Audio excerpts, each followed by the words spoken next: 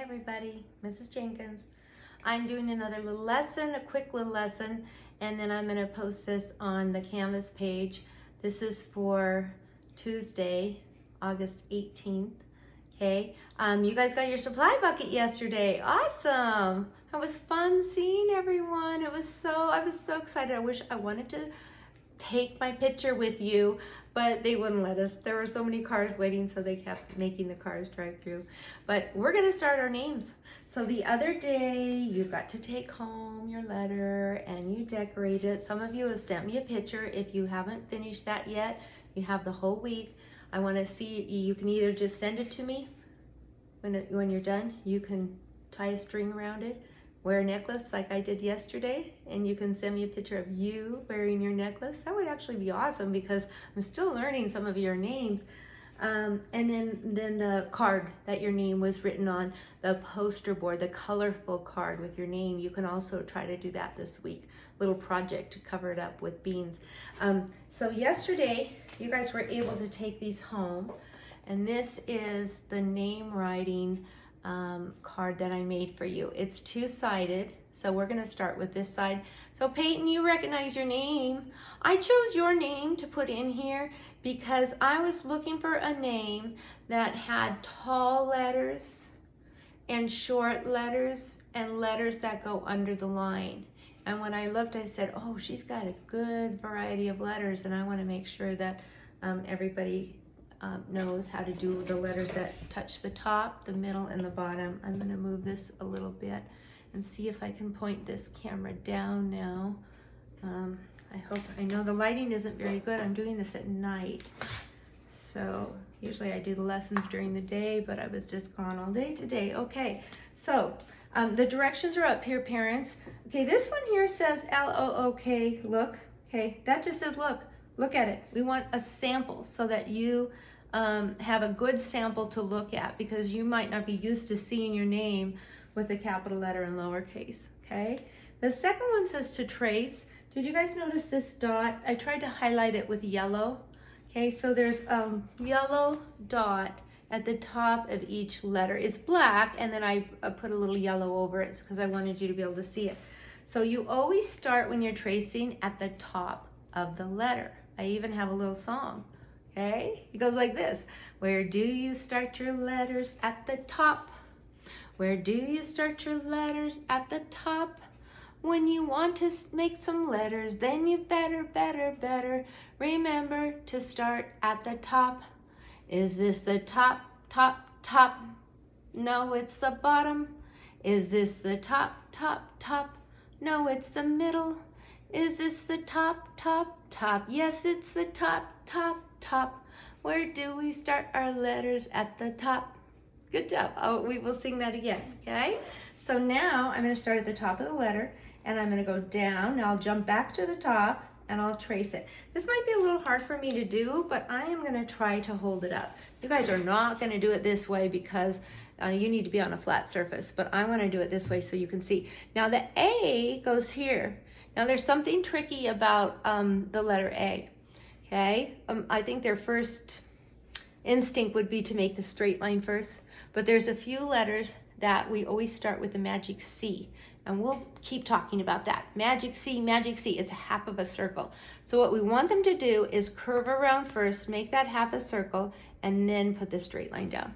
Okay, here's the Y. You're gonna slant down, jump up, and slant. Now, I chose Peyton's name because she has a Y in her name, and the Y goes outside of the box. It goes under the box, right? So all of her letters fit inside the box, but her Y goes underneath the box. And you might have a letter like that. So a little G goes under the box, and a Y goes under the box. And I'm trying to think. I don't have the ABCs next to me right now. That's okay. All right, you'll see. Mommy and Daddy will help you with that. Now, this is a T. It's a lowercase t. It starts at the top, so I start it on the top and go down. This is a O, just like drawing a circle. You guys traced some circles yesterday on Seesaw.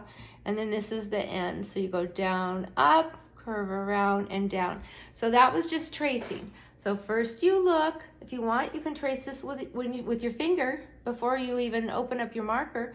And then you go ahead and you trace, and then you try again. Now this one, I didn't put the dots on there, but parents, if your child needs a dot, it's okay for you to put them one at a time.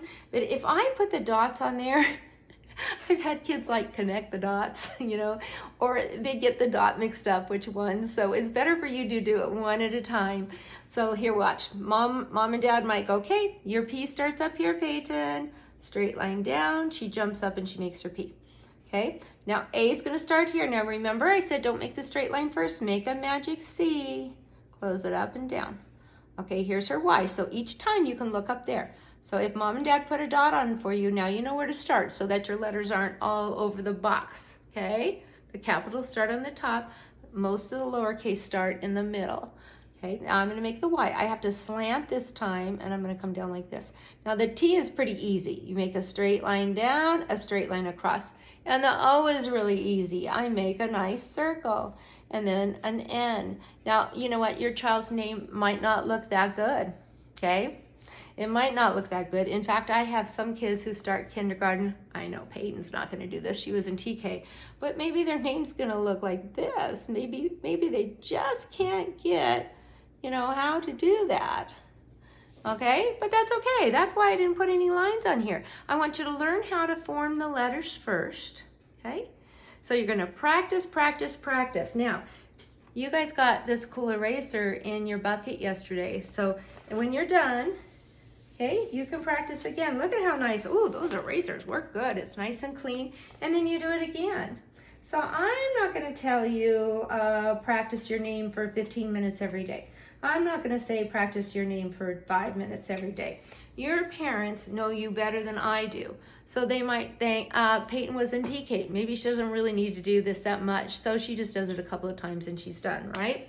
Now, for the kids who have never been in school and never have written their name before, they're going to probably have to practice a little bit harder. So, you know, and they're going to need a little more guidance. They're going to need those dots to show them where to start.